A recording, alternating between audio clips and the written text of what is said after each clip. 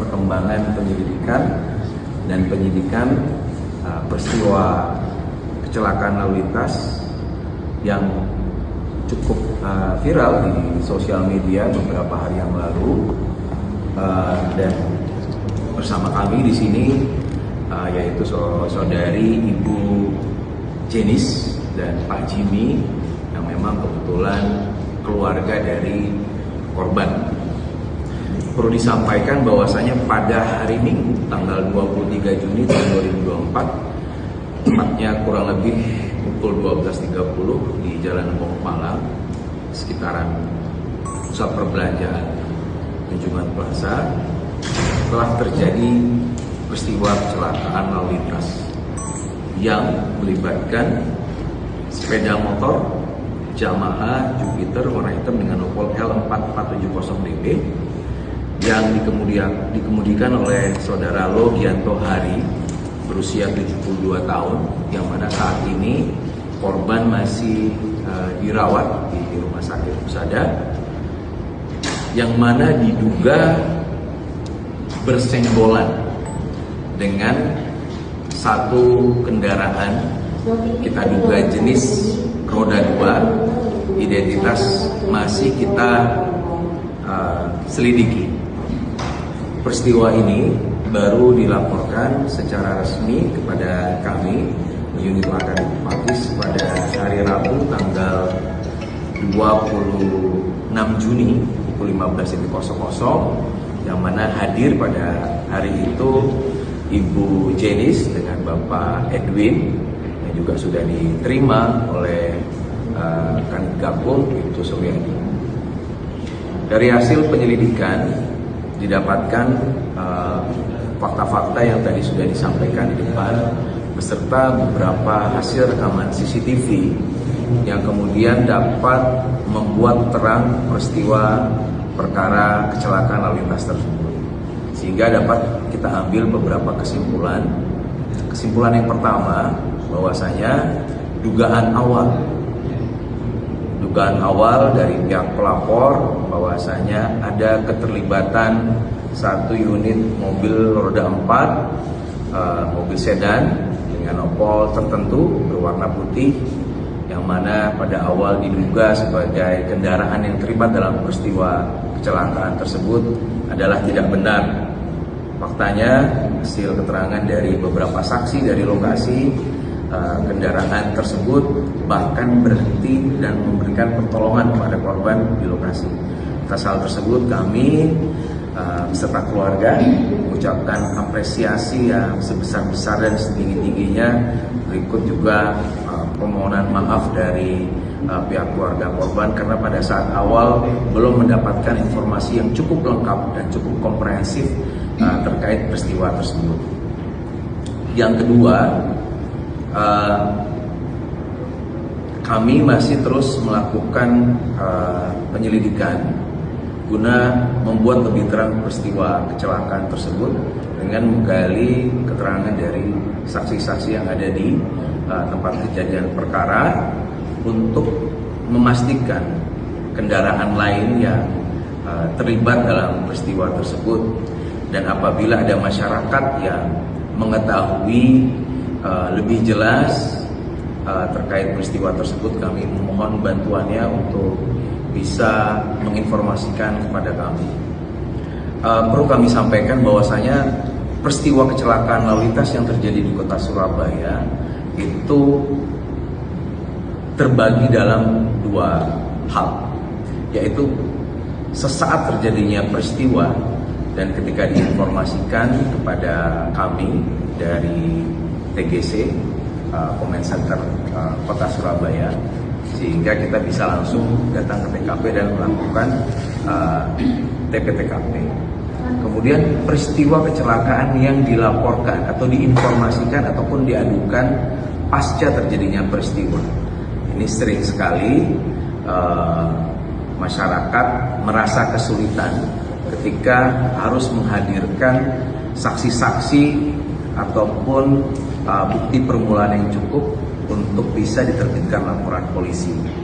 Atas dasar hal ini kami mengevaluasi pelayanan yang ada sehingga bisa lebih memberikan pelayanan yang baik kepada masyarakat apabila ingin mengetahui kronologis ataupun peristiwa yang terjadi.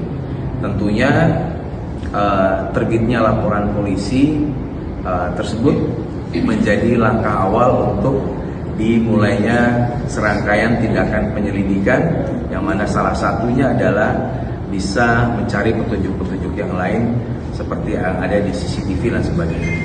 Namun daripada itu, kami dari Satlantas Polrestabes Surabaya tentunya berkomitmen memberikan pelayanan yang sebaik-baiknya kepada masyarakat, pertolongan yang sebesar-besarnya kepada masyarakat, karena hal tersebut merupakan tugas dan komitmen kami kepada masyarakat, bangsa dan negara.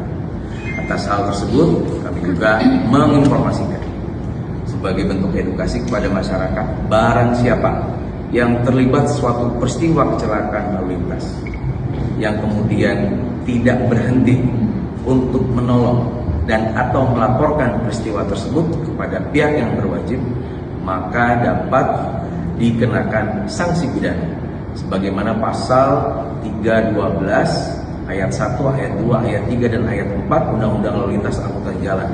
Oleh karena itu, pada siapapun yang terlibat perkara kecelakaan lalu lintas, ya, tidak usah takut, tidak usah ragu untuk berhenti dan menolong dan melaporkan kepada pihak yang berwajib.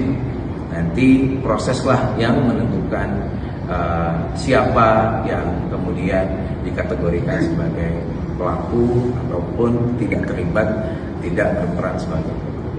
Itu yang dapat kami sampaikan dalam hal ini.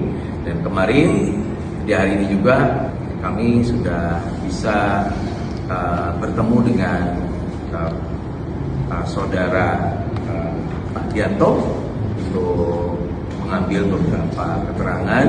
Namun karena kondisi kesehatan beliau belum bisa menyampaikan kronologi secara pasti terkait peristiwa tersebut, mengingat usia beliau juga sudah berusia cukup lanjut, 72 tahun. Kita doakan semoga lekas diberikan kesehatan dan pulih. Itu sekian yang dapat saya sampaikan. Terima kasih. Wassalamualaikum warahmatullahi wabarakatuh. Waalaikumsalam. Ada pertanyaan? Intan dari mencari kepastian atau kejelasan dari insiden tersebut. Apakah karena ada CCTV yang ternyata CCTV dari dishubnya mati sehingga tidak bisa mendetek itu atau bagaimana? Oke, terima kasih. Pertanyaan yang menarik. Kita sama-sama tahu bahwasanya Surabaya ini adalah kota besar, ya, yang memiliki standar sebagai smart city. Ya.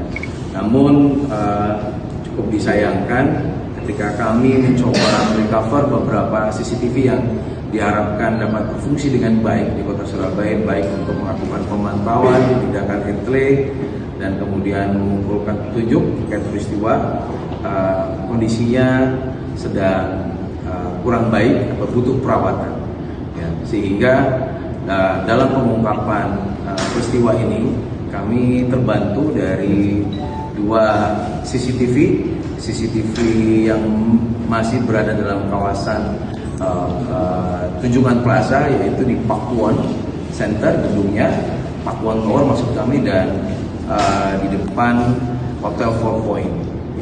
Harapan besar kami bahwasanya kondisi CCTV kota Surabaya bisa diperbaiki ke depannya, sehingga tentunya apabila dibutuhkan dalam proses penyelidikan untuk membuat terang peristiwa baik itu kecelakaan ataupun tindak pidana kejahatan, tentunya akan lebih membantu tugas dari aparat. Padahal itu dijantumkan di pusat kota. Ya, tepat.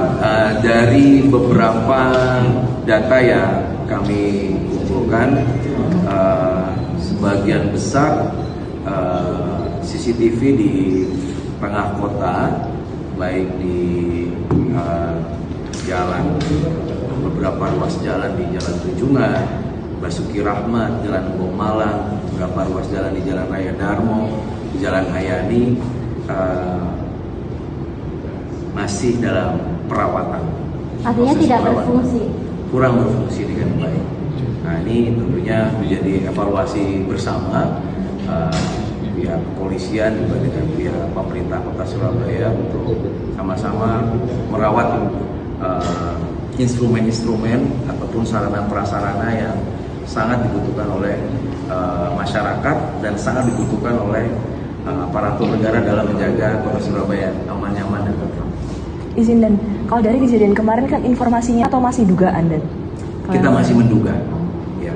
Kita masih menduga. Kita mengambil kesimpulan peristiwanya bukan dengan roda 4, ya. Peristiwa terjadinya kecelakaan bukan dengan roda 4, ya. Namun untuk peristiwa dengan jatuhnya korban, ya, terjatuhnya korban di jalan. Dugaan awal ini adalah karena bersenggolan dengan kendaraan roda 2 lainnya.